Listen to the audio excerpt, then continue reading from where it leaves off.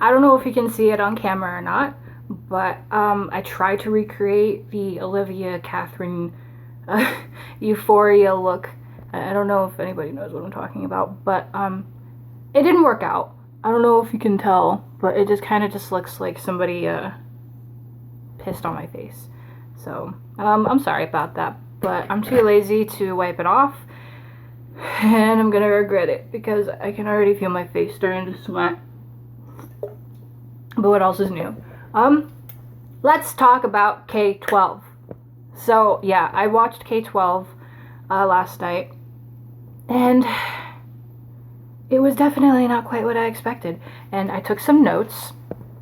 See, because I know that if I were to just talk off the top of my head without some sort of guideline, I would go way off track and I would not cover everything that I want to go over. And honestly, I probably still haven't gotten to, or I'm probably not going to get through everything. So, if that's the case, then I might like post a follow up or something after this. It's not like anybody's fucking watching anyway, but yeah, let's just get started. I would like to say before I really actually do get started, sorry for the unintentional psych out, but I would like to say that overall, despite any criticisms I will get into later on, I liked this movie slash album. I really did like it. I liked it a lot better than Crybaby, honestly, for the most part. So let's get into first thing, something that I liked. What I really appreciated so far about this movie slash album was the fact that it really did a good job, a phenomenal job actually, at capturing the essence of a child.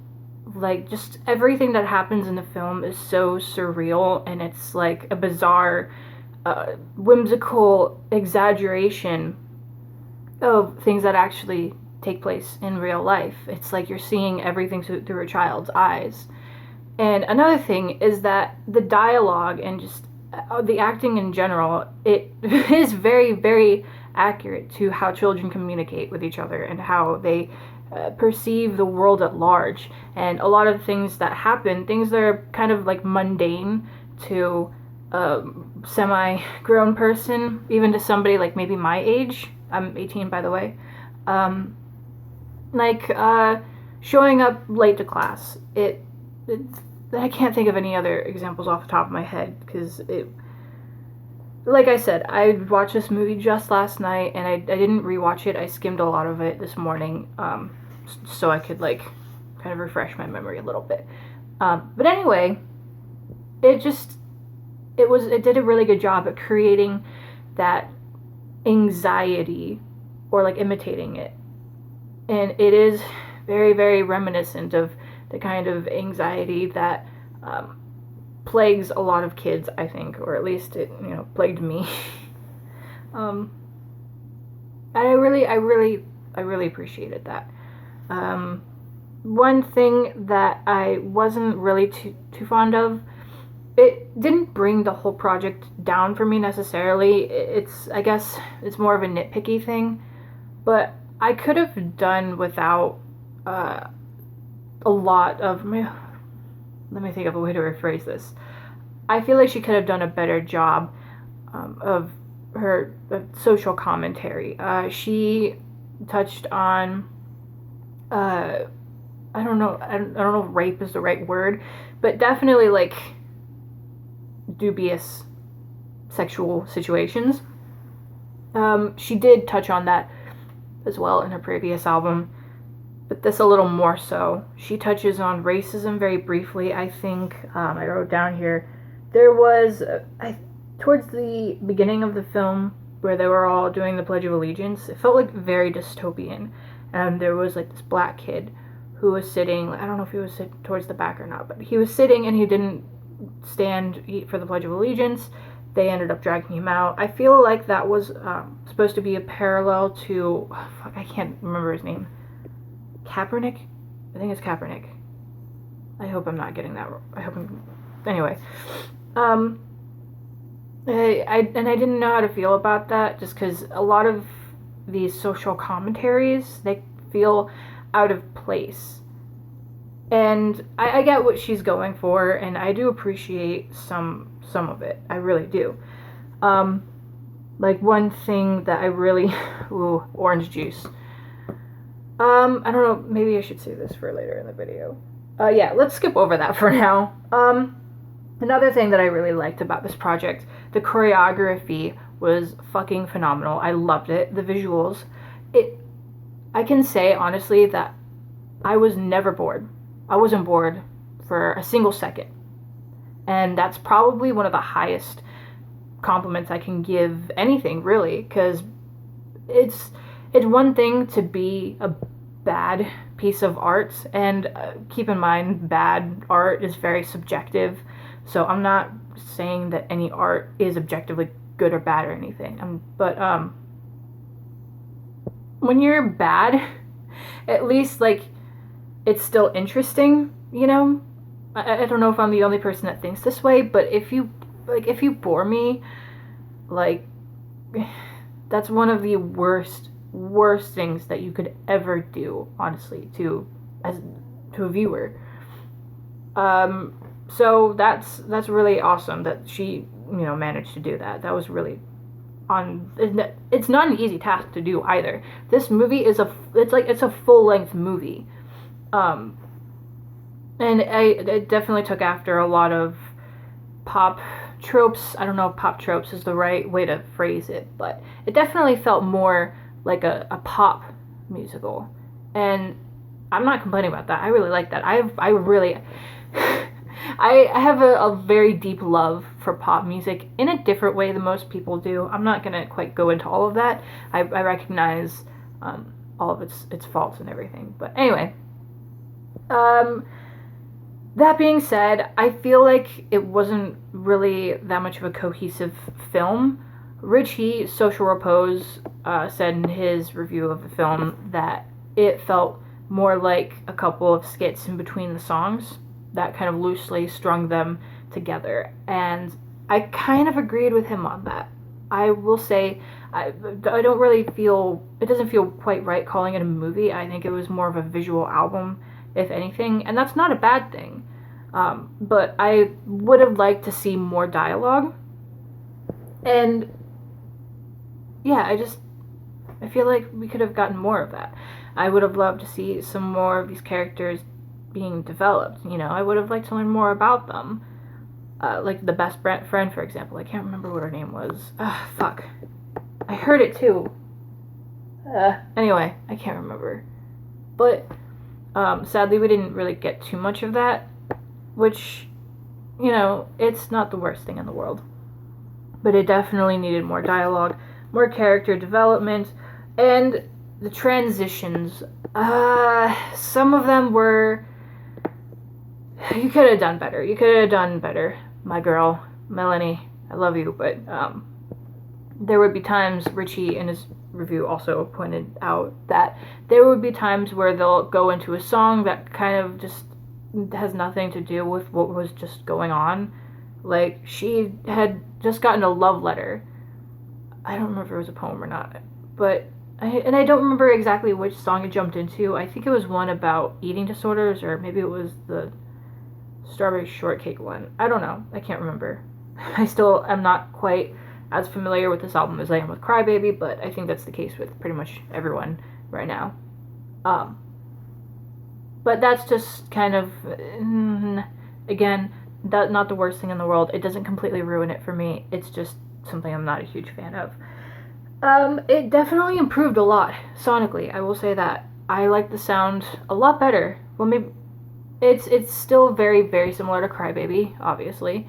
And it would make sense too, because it's essentially, maybe not a continuation of the story, but an expansion on her life, and more specifically her school life, which I think is really interesting, because a kid's home life and a school life can be very, very different. I know from personal experience. You are not the same person at home as you are at school, 9 times out of 10. And if you are, I don't believe you. But overall, I really thought she improved sonically. Some of the vocals, again, were kind of hit not the vocals, not the actual performance. Sorry, I didn't mean to say that. I meant the lyrics. Some of them are hit or miss. One primary example I wrote down was "I will rip your fucking face apart." That was like in the main chorus, a line in the main chorus for her song "High School Sweethearts." I think, yes, I'm pretty sure that was it. And here's the thing: if she had done that once in the song, then I feel like she could have gotten away with it, because I think it's this is maybe just a me thing, but I really like it when pop stars or just any musicians in general throw in just these fucking not out of touch, or fuck, I don't know how to describe them, but these really bizarre, sometimes profane, just like what the fuck lines. And I love it. I love when musicians do that. But here's the thing: it's like it's like saying a cuss word, saying the word fuck. If you say it once, I feel like it has a lot more, power, like oomph to it, if you use it sparingly. Whereas if you say fuck or shit, dick, bag, whatever, every other sentence, then it kind of loses its power, and it's not as, you kind of just sound like a kid who just started knowing learning what cuss words are, And that could have been an intentional thing, because I don't remember who pointed it out, but somebody pointed out that she could have done that on purpose, just to make this a little bit more realistic to how a child might view the world and behave in that world. If that is the case, I still am not a huge fan of it. That's just a me thing, though. But, okay. Okay, yeah, let's get into this. So, Orange Juice. That one actually made me cry like a fucking baby. And I'm not saying that lightly. Like, I didn't just, have a couple, I'll just wipe it away. No. I started, sobbing about halfway through the video. I started tearing up, but I didn't think I was going to actually cry, because it's very, very, very, very, very rare that a song can make me cry at all. And it's not even my favorite song on the record. I don't even think I would say I love that song. But Orange Juice is a song about eating disorders, as far as I can gather. And if you've watched any of my other videos, you probably haven't, because I have 2 subscribers, which is fine. Honestly, I am not expecting to get a whole lot of views. It's just fun to me. Anyway, I have a lot of personal experience with eating disorders. I've struggled with eating disorder tendencies for pretty much all throughout high school. And it's still something that I'm sort of dealing with right now. So that was, I don't know if that was perfect timing or if that was horrendous timing. Either way, it made me cry a lot. And so much so, in fact, that I had to pause the video, and I sat there for 5 minutes, just trying to get myself together. And it's not I don't know. It was late at night, and I watched this at 1, 2 in the morning. So I guess I don't know, maybe I was just tired or whatever. But what I did like about it, though, was it had a very comforting vibe to it, which I think that's probably what kind of did it in for me. Made me just turn into a dam. Or was that even? That comparison didn't make any sense, but it's fine. We'll roll with it. I think I love the fact that it's more of a comforting song than it is just, oh, yeah, eating disorders are a thing, and society sucks sometimes. The choreography was, I think, it was gorgeous. It kind of, the costumes especially, it kind of reminded me of Orange Trees by Marina, and sorry, just Marina now, which I'm not a huge fan of that song, I'm not gonna lie, but I really liked it. I will say, though, that I feel like she probably doesn't have a ton of personal experience with eating disorders. I could be completely wrong. I'm not saying that for a fact. God, please help me if I'm wrong. But she kind of makes it out to be as if eating disorders are a symptom solely just they're caused by society, which I'm not saying that society helps. They don't. It's sometimes it can be a driving factor that makes boys and girls all across the world want to just destroy their bodies that way, including yours truly. Hi. But from personal experience, at least, it's not solely about wanting to look good for other people. It's a lot of things, but I'm not going to quite get into that because that's not what this is. But it definitely can be a very prominent factor, so I'm not going to be completely discredit it just because of that. What else do I need to touch on? I like that it expanded on Crybaby's character. It was very unique, honestly.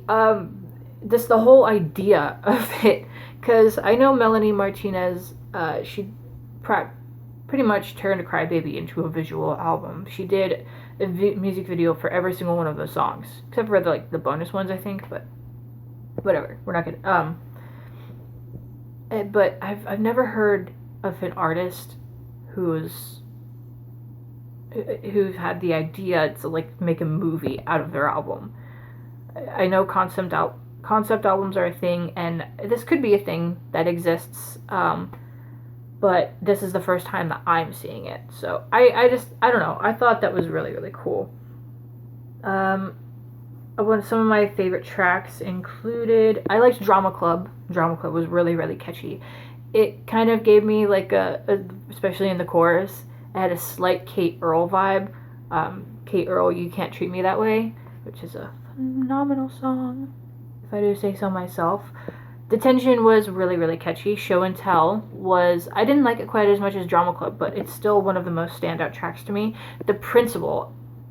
John from ARTV, in his review, he pointed out that The Principal could be an allegory or representative of Donald Trump, which honestly I believe.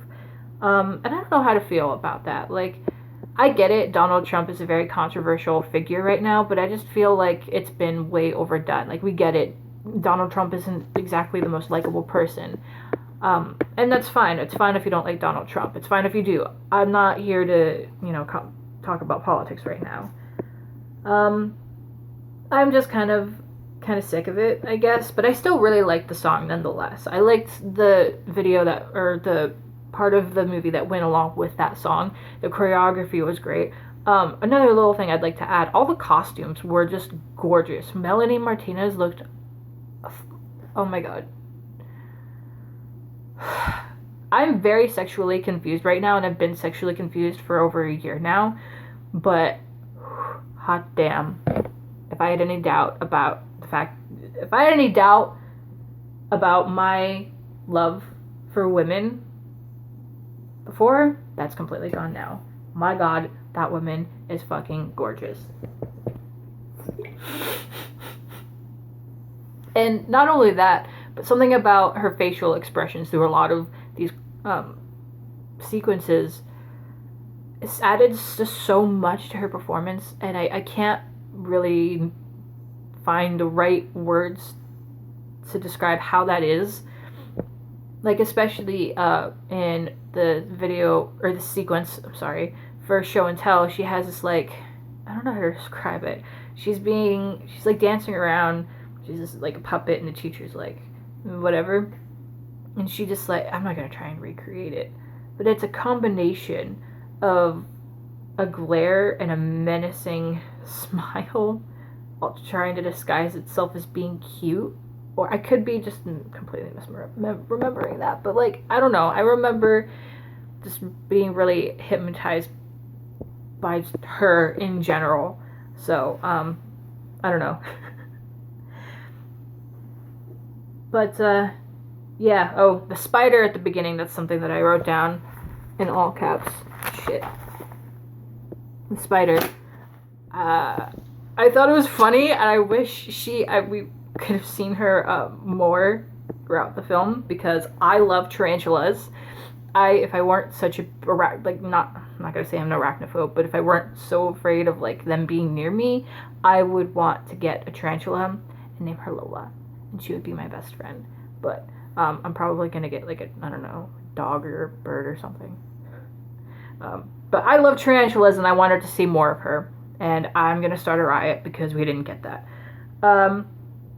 Another thing I would like to add. I am so happy that Piggyback wasn't in this movie / on this album, because even though I get it, Melanie Martinez probably felt like she needed to make a song like that to sort of like maybe at least address the situation. I know she did on Twitter, I think, and it didn't really get a lot of good responses. I feel like we've all kind of we reached the general consensus that Melanie Martinez is not a rapist. I'm not here to talk shit about Timothy Heller or anyone or whatever. So I'm not going to get into that. Just all that aside, Piggyback as a song is not a very strong song, and I'm glad that it wasn't included on this project. Gingerbread Man, even though I do absolutely love that song to bits and pieces. My 6-year-old sister loves that song to bits and pieces. She probably shouldn't. I'm not gonna get into that. But I'm also glad that it wasn't on the album either, because I feel like it would have just been out of place. And I think that's about it. It's about everything I wanted to talk about. Yeah, overall, it did a really, really, really... Oh, that's another... Sorry. The trans thing.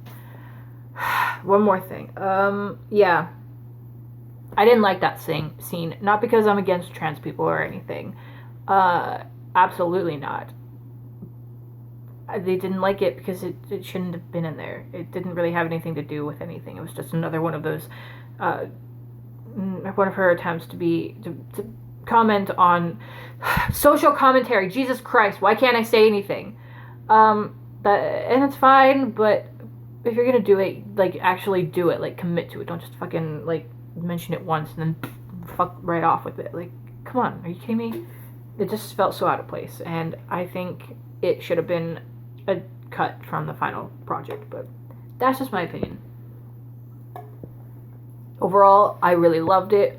I am definitely going to be going back to more than half of these songs, and a lot of these are probably going to grow on me, because that just tends to happen with a lot of these artists. I didn't like Marina and the Diamonds very much when I first, really started listening to her. I only liked like Bubblegum Bitch and stuff, but I always end up growing to at least appreciate every single one of these artists' songs, and that's because they do a really, really good job at just turning pop into art, which is something that a lot of pop stars lack, I think.